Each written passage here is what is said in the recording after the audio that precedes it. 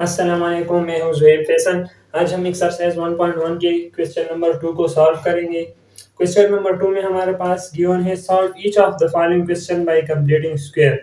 ये हमने इस क्वेश्चन में हम जो है कंप्लीटिंग स्क्वायर वाली मेथड पर हम ये क्वेश्चन सॉल्व करेंगे।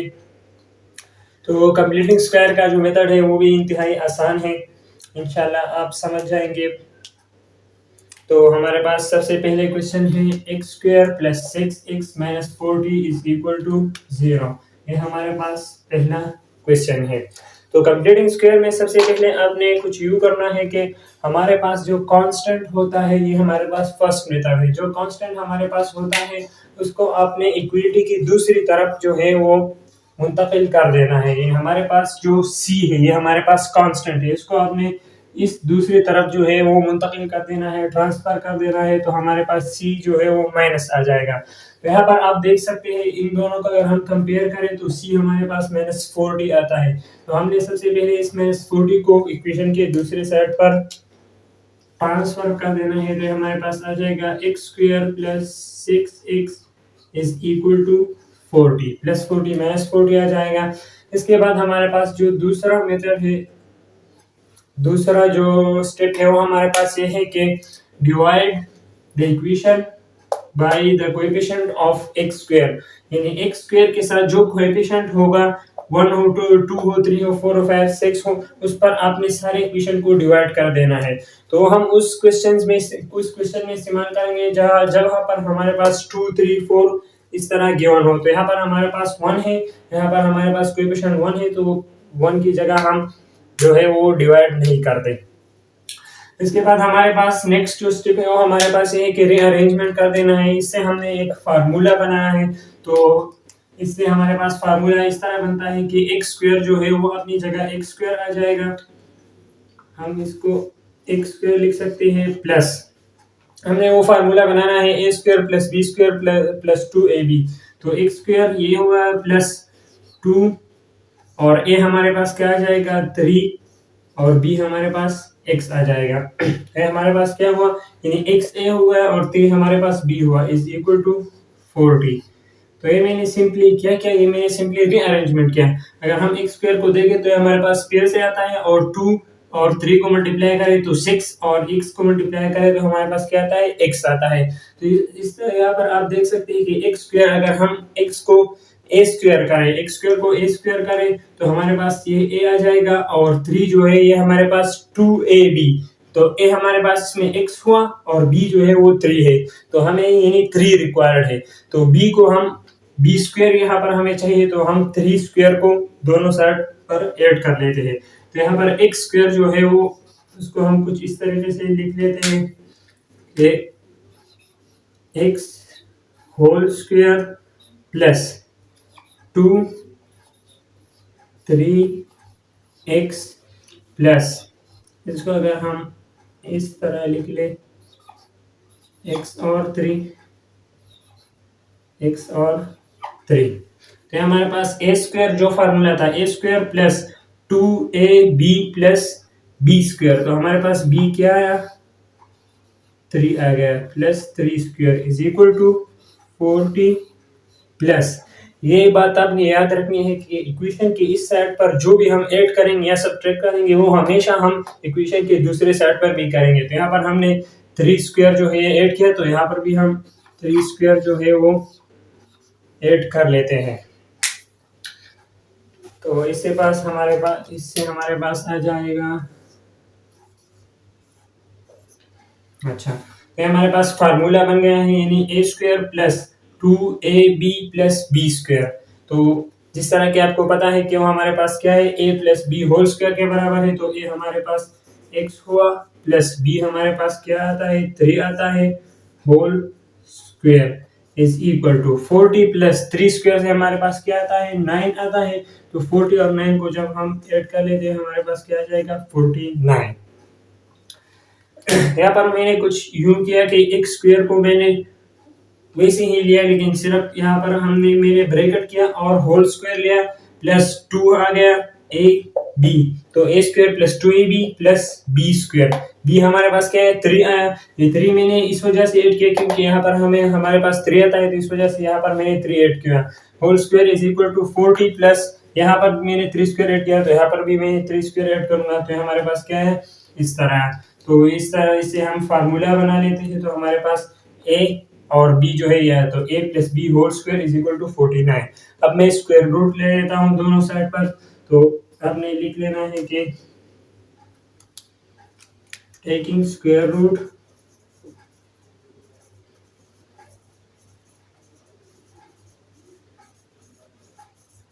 ऑन बोथ साइड्स, तो ये हमारे पास आ जाएगा x प्लस 3, इससे हम x स्क्वायर रूट ले लेते हैं इज इक्वल टू 49। यहाँ पर भी हम x स्क्वायर रूट ले लेते हैं, तो स्क्वायर और स्क्वायर रूट खत्म हो जाएगा, इससे हमारे पास क्या जाएगा 7, तो ये हमारे पास आ जाएगा x plus 3 is equal to, ये हम इस तरह लिख सकते हैं कि 7 होल स्क्वायर लिख सकते हैं, तो ये दोनों कट जाएंगे, तो ये हमारे पास 7 आ जाएगा प्लस माइनस। ये आपने याद रखना है कि जहाँ पर भी हम स्क्वायर रूट लगाते हैं तो प्लस माइनस ज़रूर लगाना है। तो ये हमारे पास प्लस माइनस 7 आया, अब हम 3 को उस साइड पर ट्रांसफर कर लेते हैं, तो ये हमारे पास आ जाएगा x is equal two plus minus 7 minus 3।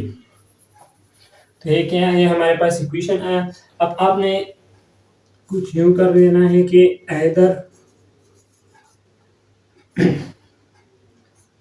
either minus 7 minus 3 x is equal to minus 7 minus 3 या x is equal to 7 minus 3।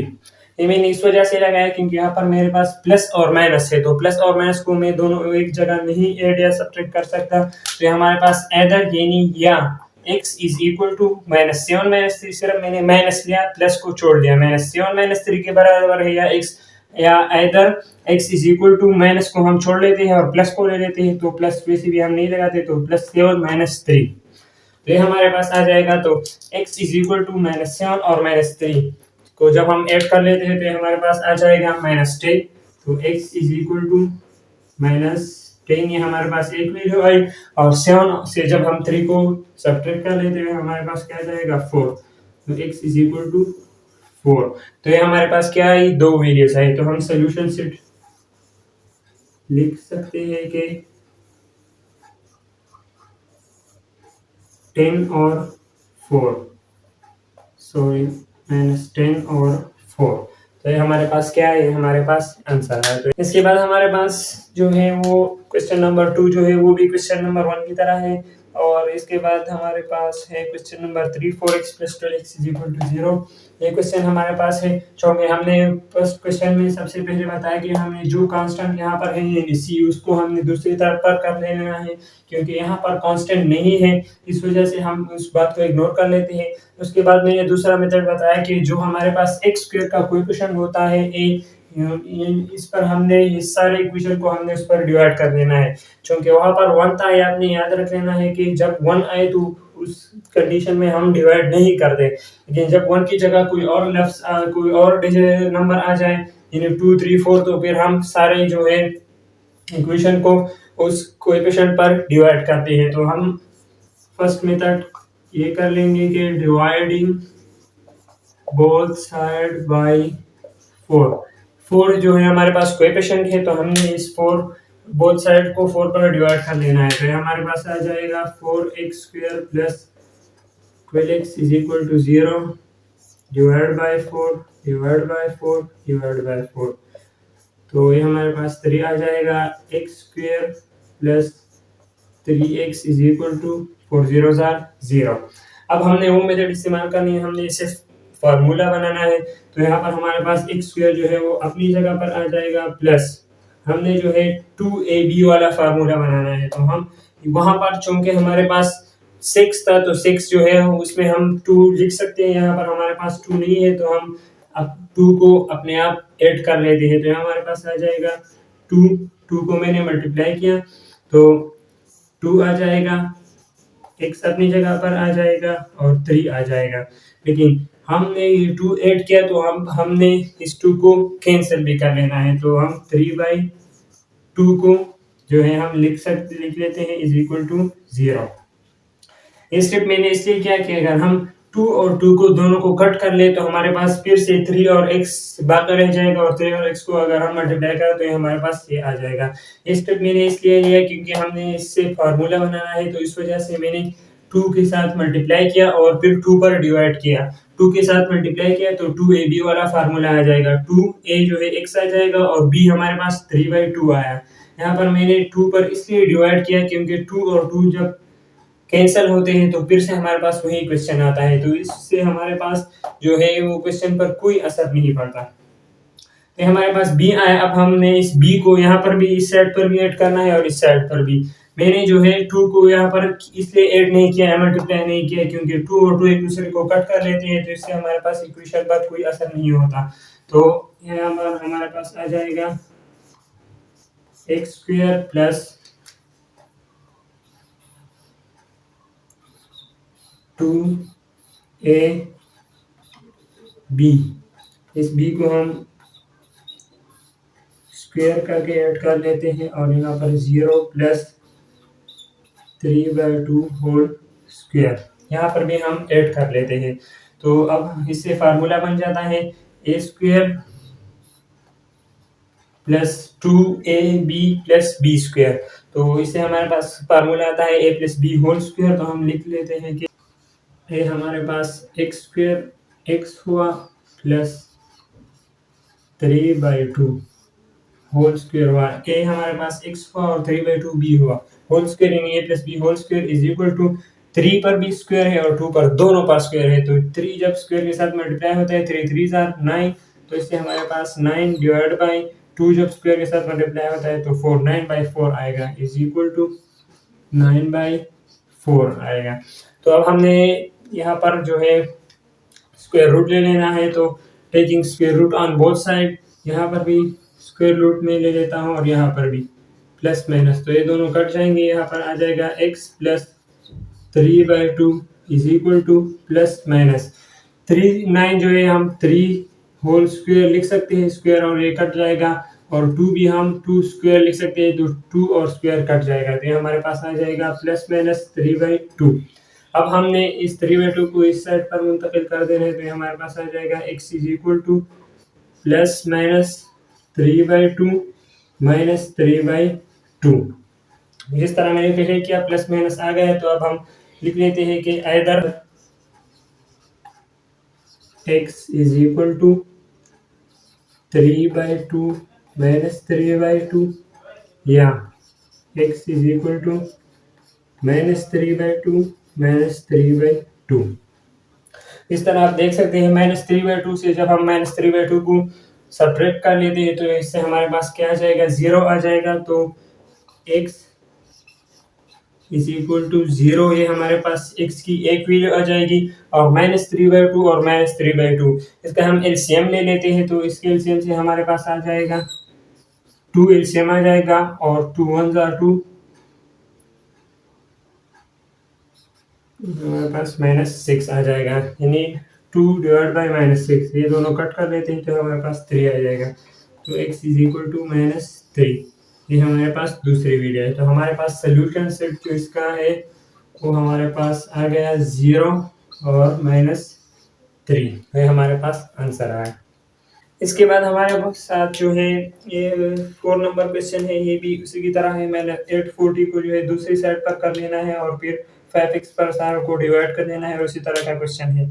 और लास्ट क्वेश्चन जो है वो भी इजी है, आपने जो है मल्टीप्लिकेशन कर देना है और उससे हमारे पास आंसर आ जाएगा। लेकिन थोड़ा जो कन्फ्यूजन है वो 5 नंबर क्वेश्चन में है कि 9x² - 6x + 5/9 = 0, इसको आपने किस तरह का लेना है।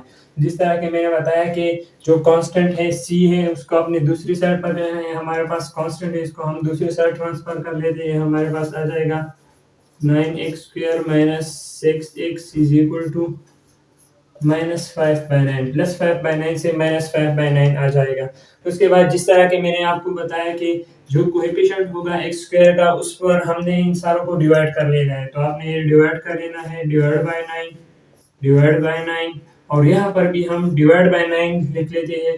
तो डिवाइड बाय 9 यानी मल्टीप्लाई बाय 9, दूसरा 9 भी यहाँ आ जाएगा और ये दोनों मल्टीप्लिकेशन में हो जाएंगे। वो तरीका मैंने अप्लाई किया, यहाँ पर भी 9, यहाँ पर भी 9 और इधर भी मैंने 9 पर डिवाइड किया, लेकिन चूंकि यहाँ पर पहले से 9 प्रेजेंट था तो इस वजह से मैंने 9 के साथ दूसरा 9 भी ऐड किया और उसके साथ मल्टीप्लाई किया, तो 9 मल्टीप्लाई 9।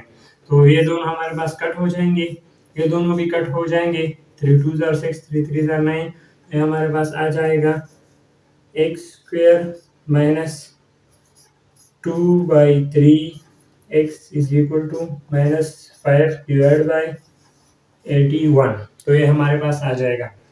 अब हमने सिंपली वो मेथड अप्लाई कर लेनी है, x square minus 2a² minus 2ab plus b square, वो फार्मूला मैंने निकालना है, तो -2 इंटू ए हमारे पास x आ जाएगा और b हमारे पास 1/3 आ जाएगा।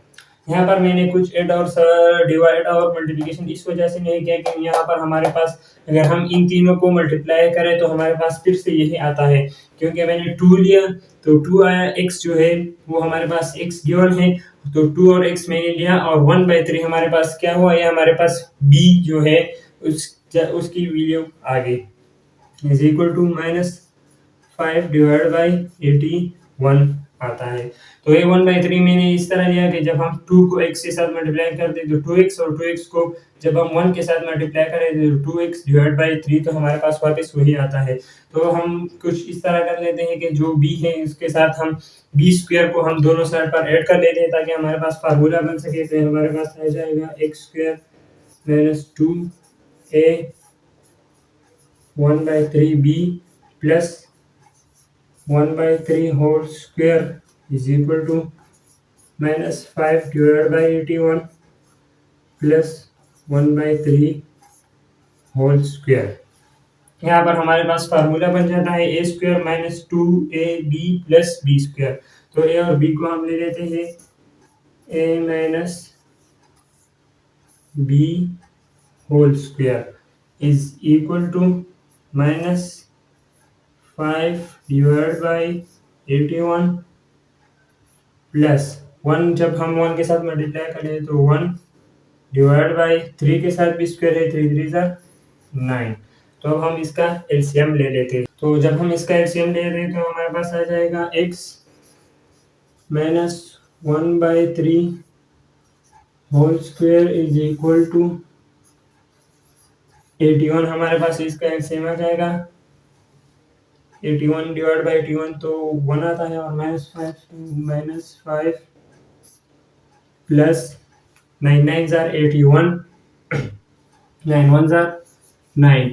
तो इस तरह हमारे पास आ जाएगा 9 से जब हम 5 को माइनस कर लेते हैं तो हमारे पास 4 डिवाइड बाई 81 आ जाएगा और x माइनस 1/3 होल स्क्वायर आ जाएगा। तो यहाँ पर हम दोनों साइड स्क्वायर रूट ले लेते हैं, यहाँ पर हमारे पास प्लस माइनस आ जाएगा, स्क्वायर और स्क्वायर रूट कट जाएंगे। यहाँ पर आप लिख सकते हैं कि 2 होल स्क्वायर तो स्क्वायर स्क्वायर और 9 होल स्क्वायर तो स्क्वायर और स्क्वायर। तो हमारे पास आ जाएगा x minus 1/3 is equal to 2 divide by 9, ये हमारे पास आ जाएगा। अब आपने और प्लस माइनस, अब आपने इसको इस साइड पर ले लेना है, तो x is equal two plus minus 2 divide by 9 और प्लस 1/3। तो ये हमारे पास प्लस माइनस वैल्यू आ गया। अब हमने वो फार्मूला वो तरफ अप्लाई कर लेना है कि इधर प्लस 2/9 इज इक्वल टू है, इसको मैं मिटा देता हूँ। तो यहाँ पर मैं लिख लेता हूँ और x इज इक्वल टू 2/9 इधर x is equal to 2/9 plus 1/3, तो हमारे पास आ जाएगा 9 9 1 9 1 2 2 प्लस 3 3 9 3 1 3, 2 प्लस 3 से हमारे पास 5/9 आ जाएगा। तो x इज इक्वल टू 5/9, ये हमारे पास x की फर्स्ट वैल्यू आ गई। इसके बाद हम सेकंड वैल्यू फाइंड कर लेते हैं, x इज इक्वल टू -2/9 और प्लस 1/3। तो यहाँ पर भी हम एलसीएम ले लेते हैं, हमारे पास आ जाएगा 9 1 जार 9 1 -2 जार -2 प्लस 3 3 ज़ा 9, 3 1 ज़ा 3, तो ये हमारे पास आ जाएगा 1 डिवाइड बाई 9।